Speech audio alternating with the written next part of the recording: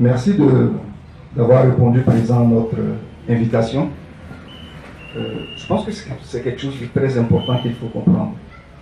Ici, nous allons parler pendant 1 heure de famille, de l'importance que nous devons accorder à nos familles, de la nécessité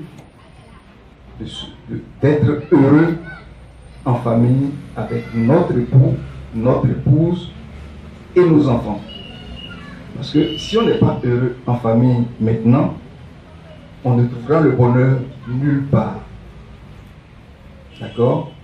Et cette dame qui vient vous parler aujourd'hui, elle et son mari ont 18 enfants. 18. Ils ne sont pas arrêtés de travailler, ils ont continué de travailler. Et regardez comment elle est belle. Regardez comment elle est belle. 18 enfants. Alors, ils sont arrivés le jeudi soir. C'est moi qui suis allé les chercher à l'aéroport. Ils ont eu quelques problèmes avec le visa. Donc, on a dû aller à la police pour régler ces problèmes-là. Et ils devaient remplir un formulaire. Et le commissaire qui devait remplir le formulaire, à un moment où on leur demande combien d'enfants avez-vous. Elle dit, j'ai 18 enfants. Le commissaire dit, non, je n'ai pas dit les enfants dont vous vous occupez dans votre association. Vous-même, vos enfants. Elle dit, oui, j'ai 18 enfants. Il dit, non, c'est pas possible, vous ne pouvez pas avoir 18 enfants. Donc, elle lui donne la photo là. Il dit, ça, c'est ma famille. Voilà mon mari, il faut lui demander. Et le commissaire demande au mari, vous avez combien d'enfants? Il dit, 18 enfants. Mais je vais vous dire, à partir de là, le regard du commissaire a changé. Le ton de sa voix a changé. Il a commencé à être un peu plus humain avec nous. D'accord? Et il a commencé à être un peu plus sérieux. Donc, il s'est rendu compte que, en fait, la famille, ce n'est pas du jeu. Donc, hier, depuis qu'elle est arrivée le jeudi, le vendredi, donc vendredi matin, on a eu, depuis, elle fait des conférences. Hier, on a eu la journée de la famille à Abidjan avec 600 personnes. Et aujourd'hui, on est avec vous. Ce que je vous demande, c'est de faire très attention à ce qu'elle va dire. Ce n'est pas des choses très compliquées, ce n'est pas des théories élaborées qu'elle va développer tout à l'heure. C'est des choses qu'on peut faire tous chez nous au quotidien pour le bonheur de notre famille et pour l'épanouissement de nos enfants. Donc je vous remercie pour l'attention que vous allez lui prêter et en tout cas, bonne conférence. Merci. D'abord, vous entendez bien? Voilà. Je vous remercie de venir ici le lundi à 2h à l'après-midi. Vraiment, c'est incroyable parce que c'est fait des shows et tout ça. Je vous remercie d'être ici. Et moi, je vous dis que j'étais tellement contente d'être les robes et toutes les coiffures que vous êtes tous les jours en train de faire. Alors, félicitations. Et au début, je vais vous présenter ma famille. Le plus aîné, elle s'appelle Carminetta. Et elle était morte après 3 ans parce qu'il avait la maladie au corps. Et il a fait une opération. Papa, voilà, elle était morte. Après vient Perico, Juanpi, Cookie, Maggie, Tere, Rosita, Gaby, Annie, Álvaro, Pepe, Pepa, Pablo, Tomás, Lolita et Rafa. C'est tous mes enfants. Mais dans Carminetta et Perico, il avait 2 enfants qui sont nés avec problème au corps. Je me mariais quand j'avais 23 ans et mon mari, il avait 28. Et au début de notre mariage, on a eu tout de suite le premier bébé. Nous étions vraiment contents. Il avait un problème au corps. Le deuxième, il était né aussi avec un problème au corps et le troisième aussi. Alors, pendant 4 mois, ils sont mourus, les bébés qu'il avait 1 an et demi et les bébés qu'il avait 10 jours. Alors, les médecins nous ont dit, s'il te plaît, ce sera mieux de ne pas voir plusieurs enfants réfrigérateurs. Moi, tous les mois, 1 fois pour moi, j'ai fait les supermarchés. Moi, je les fais online, pour Internet. Alors, ça arrive 25 kilos de pommes de terre, 200 litres de lait, 1300 biscuits, et alors 100 œufs, et aussi 100 de papier hygiénique. Voilà. Si pendant 7 mois, on a fini du sucre, maman, elle ne va pas pour acheter qu'est-ce qu'elle est fini du sucre. Qu'est-ce qu'on fait? On a l'opportunité d'apprendre de voir l'éclat de lait sans sucre. Voilà, c'est bien. Mais si on a fini les papiers hygiéniques, c'est bien sûr que moi, je vais tout de suite à l'acheter. Parce que moi, je ne veux pas de problème à la maison. Voilà. Alors, quand ils sont regardés, moi aussi, j'ai recordé pour acheter les chevaux des garçons. Je peux couper les chevaux des garçons en 30 minutes sans tête. Alors, je suis vraiment très vite, parce qu'on a beaucoup de temps, on n'a pas beaucoup de temps. Alors, si vous prenez les livres, il y a des tables de bagages qui disent « Perfectionnez et dépassez-moi de soi ». Qu'est-ce que ça veut dire? On a la chance d'avoir une très grande famille et alors on peut faire des coachings. Qu'est-ce que ça veut dire? Alors que papa et maman, un jour, tous les années, on prend les papiers et les stylos et on écrit tous les noms de la famille. Ça veut dire Perico, Juan Pablo, Cookie, Maggie, Tere, Rosita, Gaby, Annie, Álvaro, Pepe, Pepa, Pablo, Tomás, Lolita et aussi papa, maman. Voilà. Et alors, qu'est-ce qu'on fait quand on écrit tous les noms et à côté de les noms, on écrit qu'est-ce que c'est le perfectionnement de chacun. Par exemple, Pepa. Pepa, c'est une fille, c'est les jumeaux de Pepe, c'est une fille qui c'est un peu sérieux. Mais c'est plus joli d'être à côté de quelqu'un qui fait des sourires. Alors, son perfectionnement, c'est des sourires. Qu'est-ce que ça veut dire? Et toute la famille connaît que le perfectionnement du Pepa, c'est des sourires. Alors, quand nous sommes à la maison, il est en train, et Pepa, il est en train de marcher d'une chambre toute une autre chambre, on lui dit, Pepa, sourire. Alors, elle a appris à sourire pendant toute la journée. Les dernières années à l'école de les filles, c'était la fête de Noël. Alors il était 1000 personnes dans la chambre et il était en train de danser, toutes les filles comme ça. Il est venu une fille, elle m'avait dit, si, regarde, Rosa, tu as vu les sourires de Pepa maintenant qu'il est en train de danser? Alors moi, j'étais tellement heureuse parce que Pepa, quand elle était née, elle était vraiment sérieuse. Et maintenant, regarde, dans les photos, elle a appris à sourire. Et c'est pas cher de sourire. C'est vraiment, ça coûte rien du tout. Et c'est plus joli d'être à côté de quelqu'un, de sourire. Alors, Thomas, c'était le dernier, c'est Rafa, après vient Lolita et après Thomas. Voilà.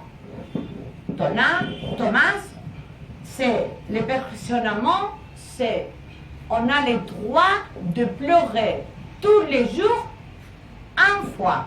Qu'est-ce que ça veut dire? Ça veut dire que Thomas, le matin, il est en train de réveiller et il commence à pleurer parce qu'il a perdu les chaussures. Ouah, maman, où il est mon chaussure? Et après, à l'état de petit déjeuner, il est tombé les glaces de lait. Il commence une autre fois. Ouah, maman! Voilà, il est tombé les glaces au lait. Il a fait deux temps. Et après, c'est l'heure d'aller à l'école et il a perdu, Thomas, le vêtement. Alors il commence à pleurer encore une autre fois. Ah, où il est, où il est? Et où il est, et quand il retourne à la maison, c'est maman qui ouvre la porte et il arrive Thomas et il dit, maman, regarde, mon ami, il est perdu les ballons au football. Et il commence encore une fois.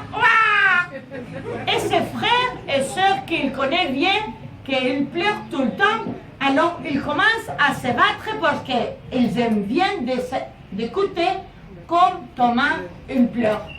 Mais moi, on a dit, arrête Thomas de se pleurer. Alors, ce matin, tu as pleuré quand tu as perdu les chaussures. Alors maintenant, quand il commence, quand le glas du verre de lait, il tombe, et il commence, ouah! Je lui dis, arrête Thomas, tu as déjà pleuré. Demain, tu pourras pleurer encore une fois. Alors Thomas fait comme ça, ok maman, demain. Alors oui, demain, tu auras là tout le temps pour pleurer encore plus. Voilà. Et aussi, papa et maman, il a une perfectionnement. Vous voulez connaître quel est mon perfectionnement? Voilà, même perfectionnement.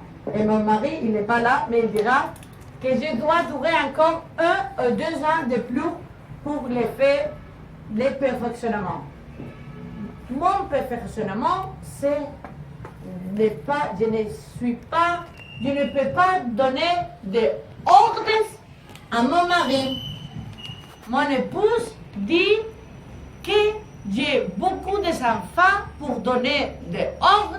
Alors, s'il te plaît, Rose, ton perfectionnement, c'est pas me donner des ordres à papa. Voilà.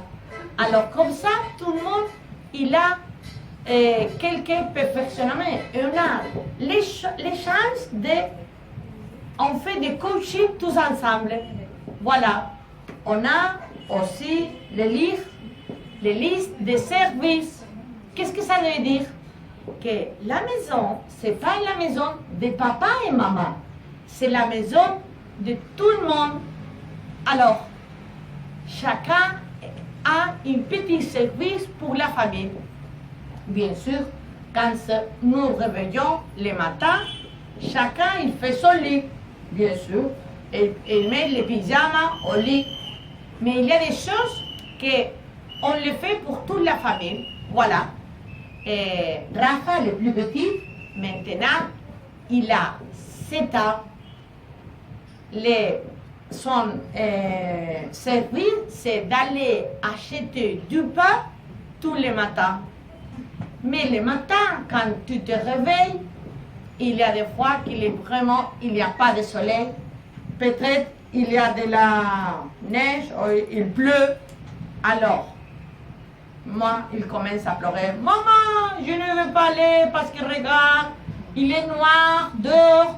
Mais tous les frères et les sœurs, ils commencent à dire, réveille-toi, regarde, on arrivera tard à l'école parce que c'est impossible d'avoir 12 baguettes du pain tous les jours à la maison. Alors, elle doit le faire tout de suite parce que sinon, c'est difficile. Voilà. Alors, chacun, il y a un service pour les autres. On doit mettre la table, on doit mettre la lave-vaisselle, on doit nettoyer Et pendant l'hiver, on a quelqu'un à la maison pour nous aider pour faire la nettoyage. Mais au moment des vacances, c'est le moment pour apprendre toutes les choses de la maison. Voilà. Alors c'est bien. Comme ça, les garçons et les filles, ils ont les moments d'apprendre la cuisine, de nettoyer les toilettes, de faire la robe. Et tout ça, c'est vraiment, ils ont la chance d'apprendre, de faire toutes ces choses. Voilà. Et alors, vous pensez que couleur rose, alors c'est différent, mais on doit prendre à pas se disputer. Et s'il y a une fois que nous sommes disputés, bien sûr, parce que nous sommes des personnes normales, alors on doit prendre à dire, excusez-moi, aujourd'hui, je te parlais très haut.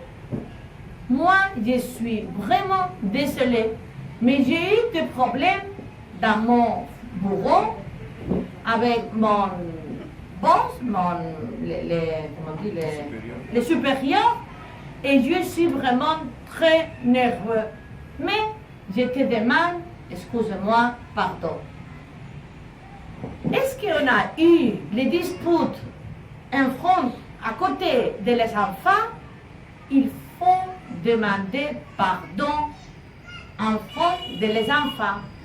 Parce que sinon, les enfants ils commencent à penser, voilà, papa, maman, ils ont le peur parce que peut-être ils vont commencer à penser de les divorces. Mais non, tout le monde, nous avons des problèmes.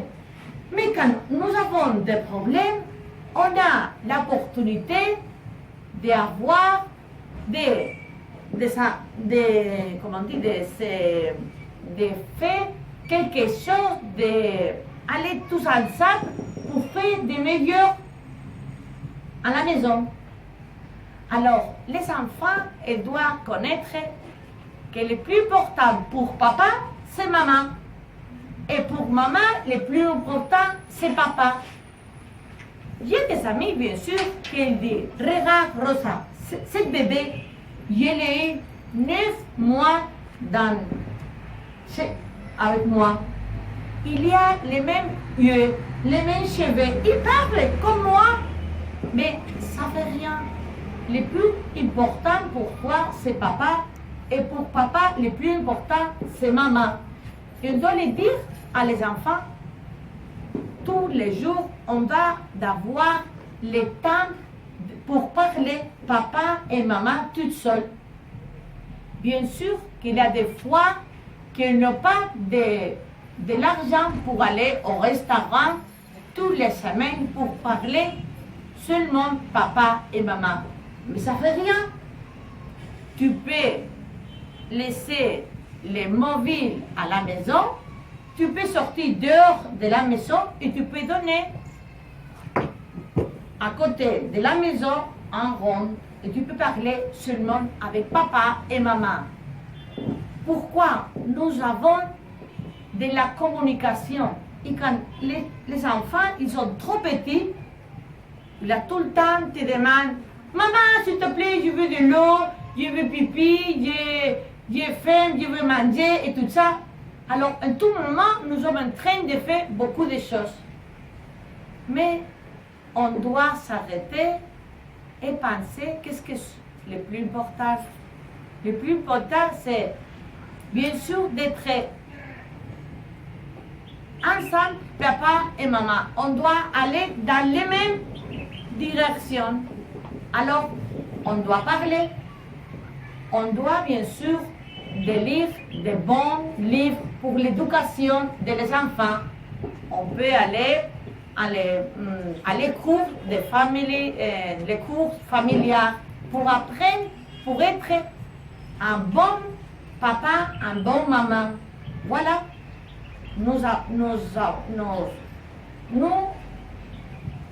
On y va à l'école tous les jours, les enfants. Après, on y va à l'université. Et après, peut-être, on y va pour faire un business school MBA.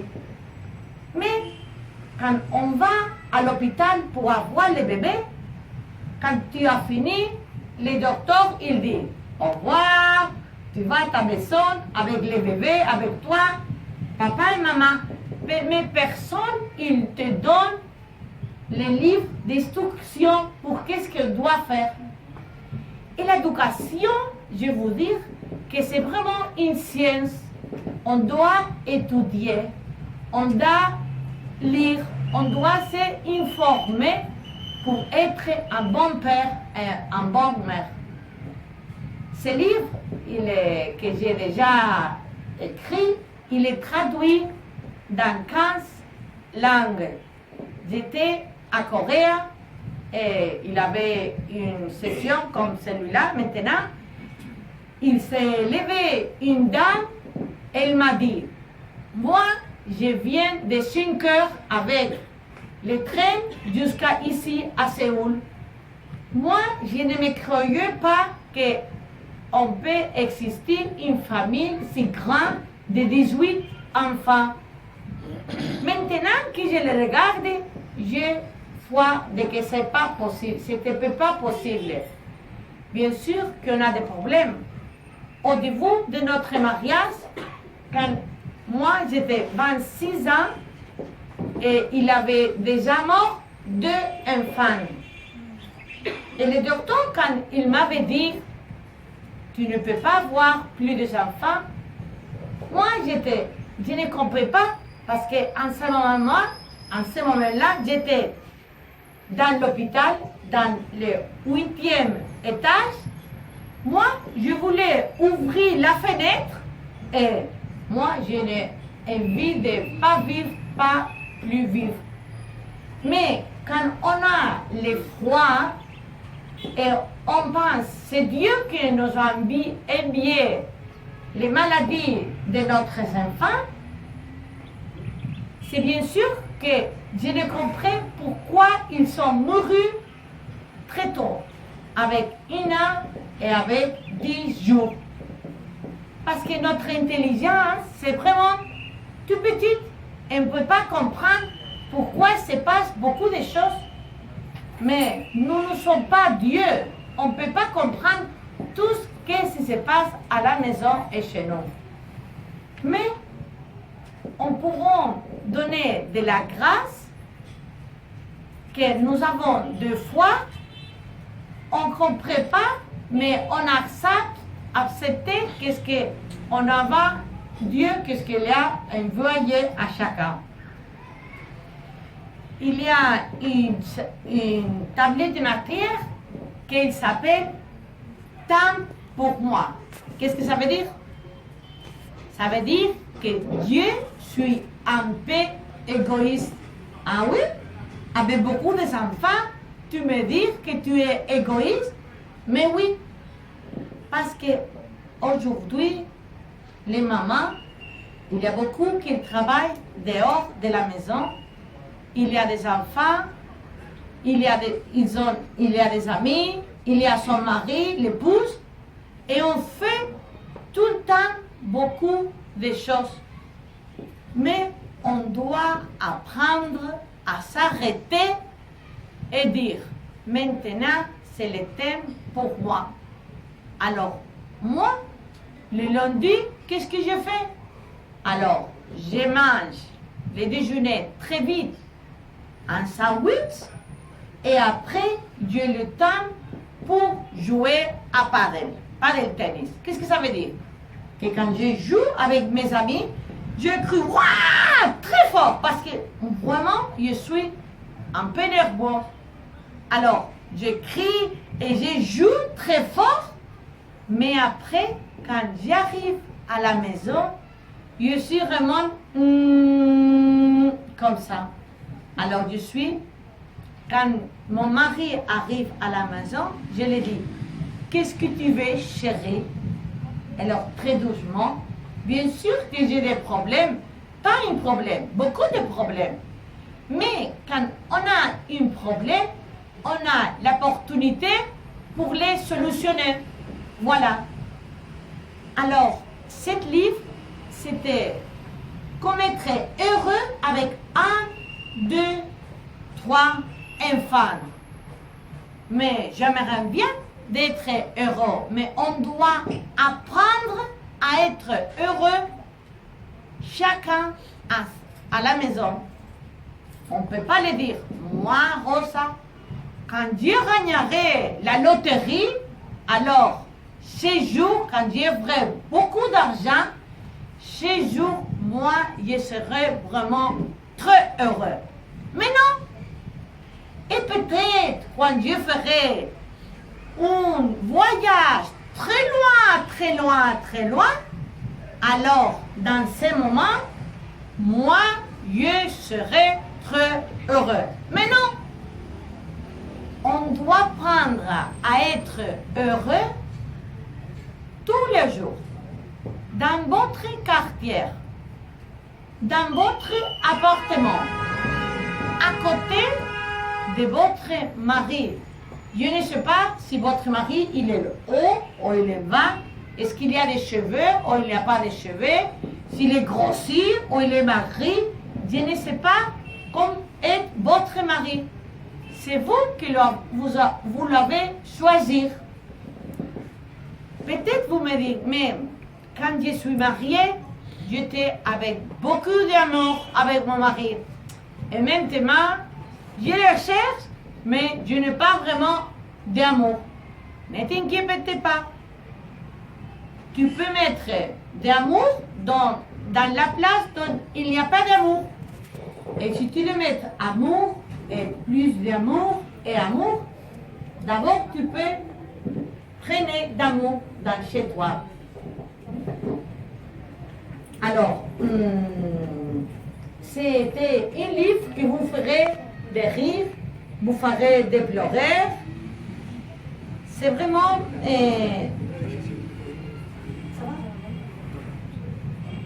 Et bien sûr que peut-être vous voulez me demander, Rosa, s'il te plaît, est-ce que tu me peux donner les secrets d'être si heureux dans ta famille, parce qu'on connaît que tu as des maladies. Lolita, quand il est né, presque dernier, il est né avec aussi une cardiopathie très très forte. Alors, il avait 5 jours et les médecins, il avait un choc cardio-respiratoire. Alors, il entrait à l'hôpital, il ne pouvait pas respirer, il n'avait pas du sang dans les veines. Alors, les médecins, ils ont dit, c'est pas possible de vivre. Elle restait pendant 2 mois à l'hôpital, dans la vie et la mort.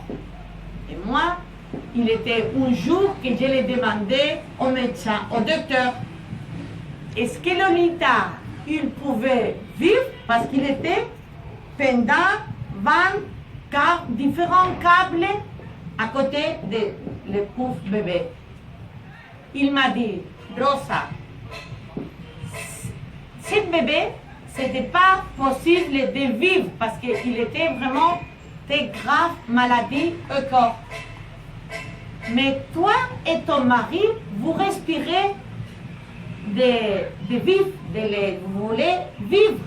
Alors vous traspassez cette illusion et cet heureux de vivre et je suis sûre que Lolita peut vivre. Quand on avait des maladies avec les enfants et j'attendais les bébés, les docteurs, ils ont dit, il faudra de faire des échographies pour voir si le bébé qui vient maintenant, il est malade. Alors, excusez-moi, le docteur, il m'avait dit, ce bébé, il est aussi malade comme les autres.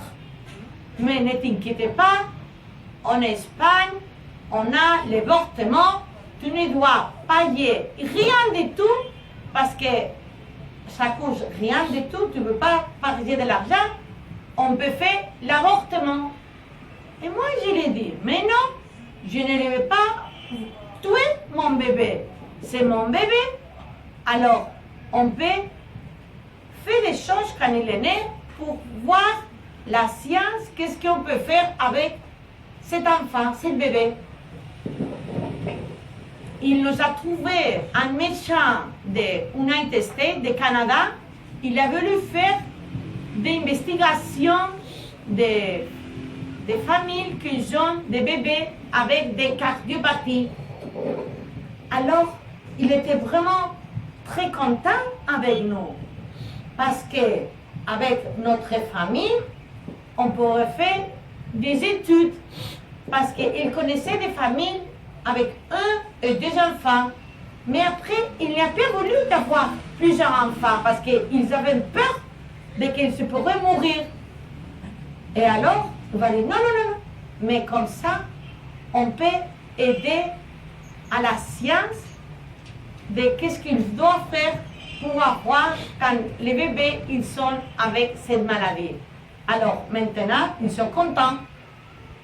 Quand nous sommes chez notre quartier, il nous a regardé combien d'enfants, parce qu'il avait à ce moment-là 10 enfants, qu'il avait les aînés, les 10 ans, les derniers 9,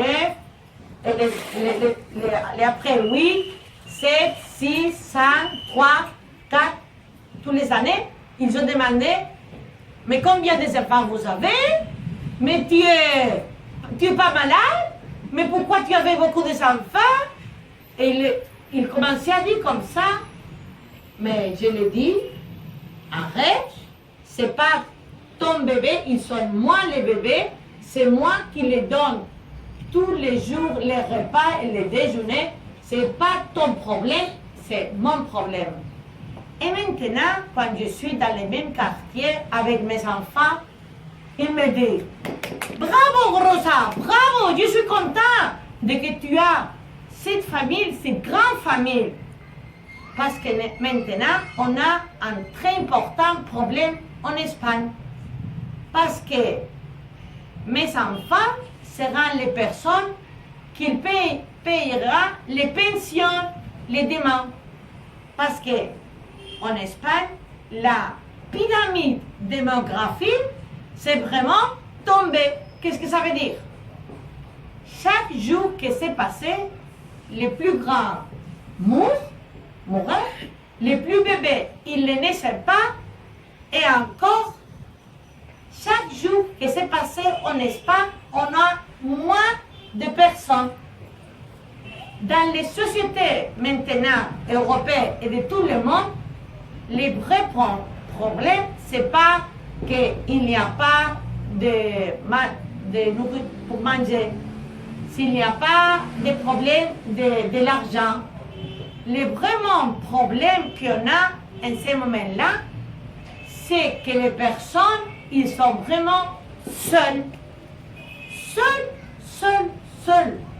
Alors, au début de notre mariage, quand le docteur il nous avait dit de ne pas avoir plusieurs des enfants parce qu'ils sont nés avec des maladies au corps, nous avons pensé, personne ne peut décider qu'est-ce qui se passe dans notre lit. Pas le ministre, pas ta mère. Alors c'est une décision personnelle de papa et maman. C'est vraiment quand papa et maman ont fait la décision, c'était une paternité responsable parce que le papa, Francisque, il a dit on doit être responsable, mais avec beaucoup de générosité, on fait les balances. Oui, peut-être moi, pendant les 9 mois, j'ai vomi. Je dois aller, les vomis les matins. Tu es les 9 mois, tous les jours, tu dois aller vomir parce que moi, je ne me trouve pas tellement bien.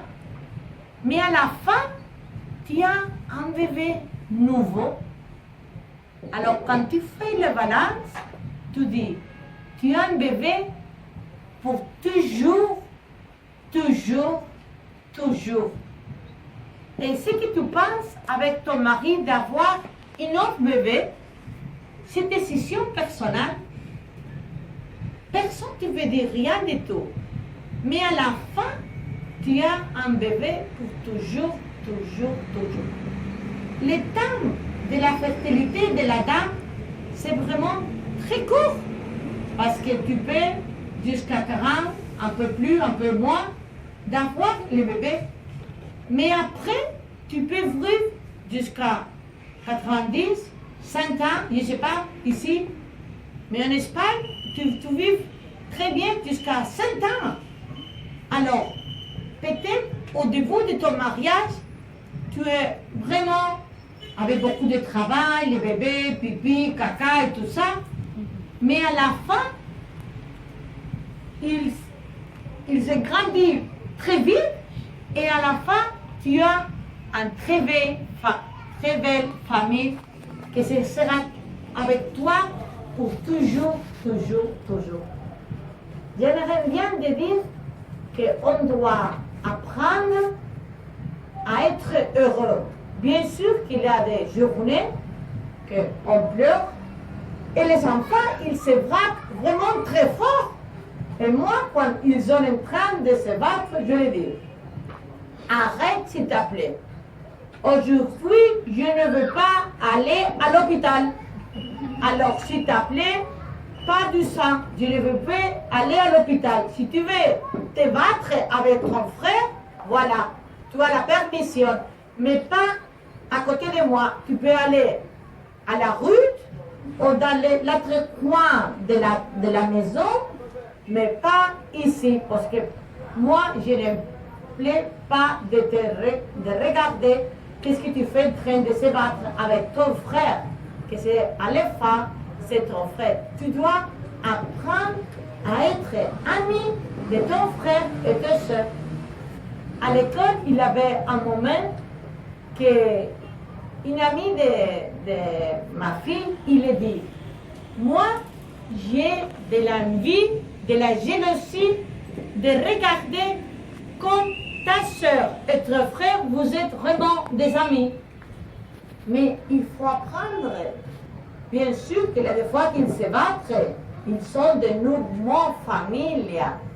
Mais on doit apprendre à demander pardon. Alors, il faudra apprendre à être heureux tous les jours. Dans ta maison, à être heureux, il y a des fois que la femme, on a besoin de pleurer. Voilà, ça fait rien. On va dans notre sac, et on pleure un peu. Mais après, c'est fini. On doit être heureux. On doit apprendre à être heureux. On a des problèmes, bien sûr, mais on a des opportunités pour faire de pas avoir plus de problèmes. Alors, je suis contente d'être ici, mais on doit prendre, peut-être, on peut lire des livres, on peut faire des cours d'amour avec l'appareil, de papa et maman, des cours pour améliorer la relation du père et mère, ou des cours pour les enfants, comment on doit être plus, qu'on peut être l'obédience, comment on peut faire la volonté, former la volonté et tout ça. Mais on doit apprendre. Et ce moment-là, je crois que c'est le temps des questions, parce que je crois...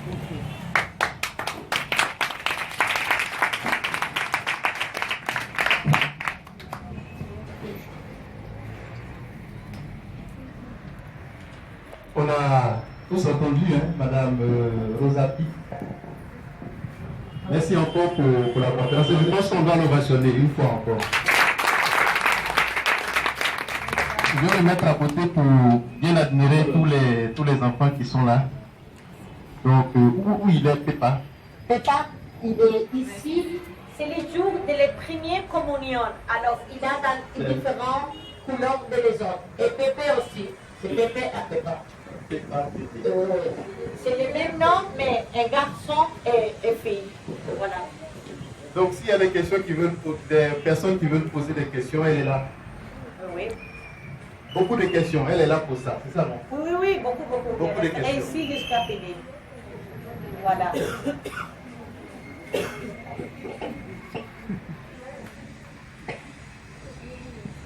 Merci beaucoup, Rosa. Je voulais savoir, entre les jumeaux et celui qui suit, il y a combien d'années? Ina. Les personnes, il a dit, voilà. Maintenant, quand tu auras des jumeaux, je suis sûre que tu finiras crevé. Mais nous, on fait de la prière tous les jours. On prie les chapelets avant les dîners, les repas, les dîners. Alors, les enfants, ils ont demandé toujours pour avoir des jumeaux. Et à la fin, ils ont nés. Voilà. Ils sont contents, les enfants. Une autre question?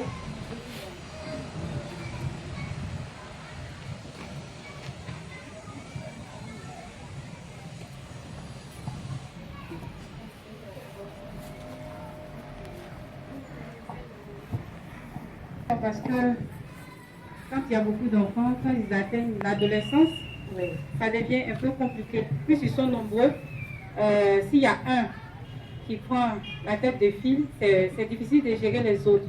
Comment vous avez fait pour pouvoir canaliser tout le monde? Oui.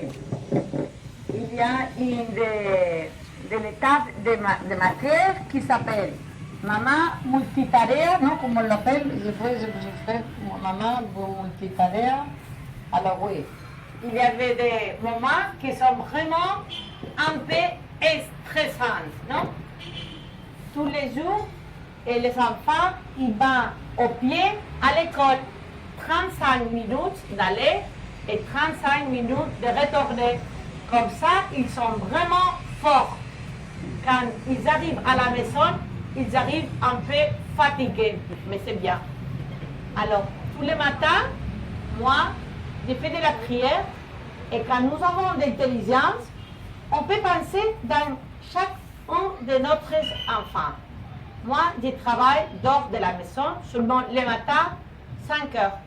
Comme ça, quand les enfants retournent de l'école, c'est maman toujours qui ouvre la porte et qui les dit « Bonsoir, vous êtes arrivés, je vous ai entendu pendant toute la journée. » Et alors, on a des différences on a des différences âge. Bien sûr, il y a les adolescents qui toujours ils sont un peu sérieux et ils ne sont pas contents parce qu'aujourd'hui, il avait une fille qui l'avait dit que tu n'es pas jolie du tout. Alors, il arrive à la maison vraiment, regarde, qu'est-ce qu'elle m'a dit, ma meilleure amie, que j'ai ici un petit, je ne sais pas quoi, alors que je ne suis pas jolie du tout. Et elle t'arrive, celui-là. Et alors, il t'arrive Thomas, qui est en train de pleurer parce que son ami, il a perdu les ballons de football. À la même fois, il arrive Pépé en Pépa, qu'elle va me raconter les deux à le même temps, les mêmes choses. Mais chacun, il veut, maman, s'il te plaît, tu me peux écouter, parce que c'est ça que je te veux raconter. Jamais tu as écouté qu'est-ce que je veux te raconter. Dans le même temps, le téléphone, c'est papa qui appelle pour dire aujourd'hui, mon chéri, j'arriverai en retard pour les dîner. Et encore, la voisine d'en bas, il te règle la porte parce qu'il a besoin de pommes de terre pour faire la soupe de son bébé qu'il a oublié d'acheter. Alors, dans ce moment-là, tu peux faire comme ça. Et aussi, il y a quelqu'un qui est en train de battre, mais très fort. Alors, je serai bien sûr qu'il y aura du sang. Du sang? Sang. Alors, il faut être comme ça. Tu peux commencer à crier. Cette maison, c'est une maison de folie personne. Bien sûr, il te vient tout de suite dans ton intelligence. Cette maison, c'est une folie de maison. Ou tu peux commencer à rire Parce qu'il y a tellement de chaos à la maison que tu peux seulement déchauffer. Tu peux pleurer ou rire. Alors, moi, je préfère de rire. Et alors, quand tu commences à rire, il vient, Ita, il te dit, mais maman, pourquoi tu ris maintenant? Qu'est-ce qui s'est passé? Et moi, je l'explique, je préfère rire que de pleurer. Alors, si tu veux rire avec moi, alors, il comprend qu'il est un moment stressant, mais on peut apprendre à dominer. Quand tu as une très grande famille, il y a les bébés, il y a les teenagers, il y a les universités, alors c'est de différents âges. Mais dans une grande famille, il y a quelqu'un qui est intelligent et quelqu'un qui n'est pas du tout intelligent. Alors on a vraiment toutes les couleurs dans la même famille. Tu connais que tu dois être plus tard à ce moment-là avec les teenagers, bien sûr, parce qu'il y a des problèmes, un problème vraiment très important. Sa meilleure amie, il a dit qu'elle n'est pas jolie de tu. Tu as fait un coiffure que tu rassembles, que tu es un chien. Et là, à ce moment-là, la pauvre, c'est l'horreur. Il commence à pleurer, et toi, à ce moment-là, tu es en train de faire la cuisine, et tu dois aller très vite pour faire des soupes, parce que je suis sûre que de l'eau, il va tomber.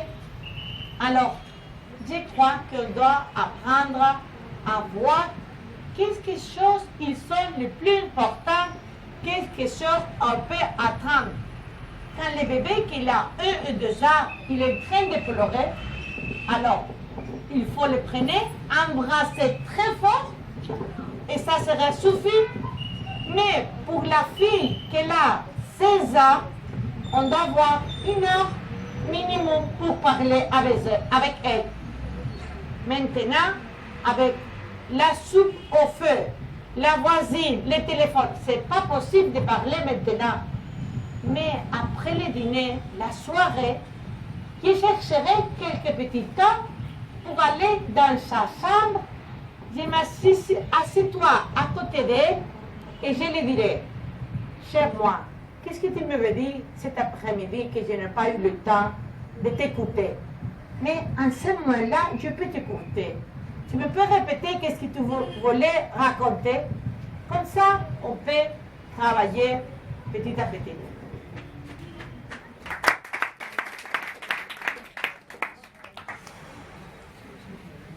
C'est ça, ceux qui n'ont pas encore posé de questions.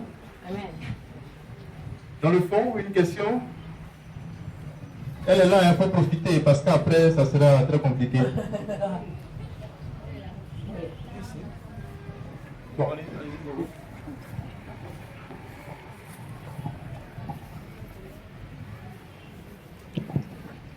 Bonjour Rosa, Bonjour. bonne arrivée en Côte d'Ivoire. Merci pour cette conférence. Je suis très contente de vous voir. La première fois quand on nous a dit que, quand j'ai entendu qu'il y a une famille en Espagne qui a 18 enfants, j'ai crié parce que je me suis dit que ce n'était pas possible. Donc quand on commence à avoir 1, 2, 3 enfants, il y a la pression sociale, il y a la pression familiale. Il y a des personnes même qui s'approchent de vous et qui vous disent des mots vraiment pas très gentils, qui sont vraiment choquants. Comment vous avez réussi à surmonter tout cela? Oui, très fort. Parce qu'ensuite, l'aîné, il est né avec très grande maladie, le 2e jour. Alors, les personnes, il a commencé à dire, s'il t'appelait Rose, et des personnes qui sont vraiment une très jolie personne. Il était à la messe, peut-être tous les jours et tout ça. Il a dit avec son corps, s'il t'appelait Rose, ça serait mieux de ne pas voir. On a eu dans 4 mois à l'église, à la chapelle pour enterrer ton bébé, moi, nous ne voulons pas aller encore une autre fois. Mais je suis vraiment très jeune, 26 ans, et mon mari aussi, il était jeune. Et on vient des familles vraiment très grandes. Mon mari, il est 14 frères et sœurs, et moi, 16 enfants. Alors, notre illusion, qu'est-ce qu'on a vraiment, on a soigné, on a rêvé, c'est d'avoir une très grande famille. Et quand les médecins, les docteurs nous avaient dit, arrête-toi, on a pensé, personne ne peut décider qu'est-ce qui se passe dans les lits de papa et maman. C'est ça que je dis. Mais pas le roi d'Espagne, ni le premier ministre, ni ta mère, ni la belle-mère, ni ta soeur. Personne ne peut décider qu'est-ce qui se passe dans mon lit. C'est vraiment une décision particulière de papa et maman. Au début, quand j'étais dans mon quartier, je me promenais, il avait des petits, il avait 10 ans, 8, 7 ans, 6 ans, 5, 4, 3, 2, et en plus, il avait une corde dans... Et les personnes, il a commencé à compter 1, 2, 3. Mais non, il y a encore parce que moi, je viens de les mener avec la même robe, dans les mêmes couleurs. Vous savez, vous voyez ici, ils sont toujours dans les mêmes couleurs. Parce qu'il y a des fois que j'ai perdu quelqu'un enfant, mais il m'a dit, dame, il a un garçon avec un pullover de couleur verte, je crois que c'est ton garçon, ton enfant. Et oui, voilà, merci. Voilà, oui, oui. Il y a des fois qu'on va parce que si tu n'as pas les mains pour les prendre avec... Mais quand ils sont petits, c'est vrai que tu as beaucoup de travail. Et chez nous, on a un petit, comment dire, un petit secret. On fait un plus grand, il se coupe d'un plus petit. Par exemple, Teresa, il s'est coupé de Peppa. Qu'est-ce que ça veut dire? Teresa, c'est un petit mère de Peppa. Alors, quand il est l'heure de sortir pour aller à la messe, pour aller au musée, pour aller faire une excursion, on ne peut pas durer 1 heure pour sortir de la maison. Parce que le moment de sortir, il y a quelqu'un qui doit aller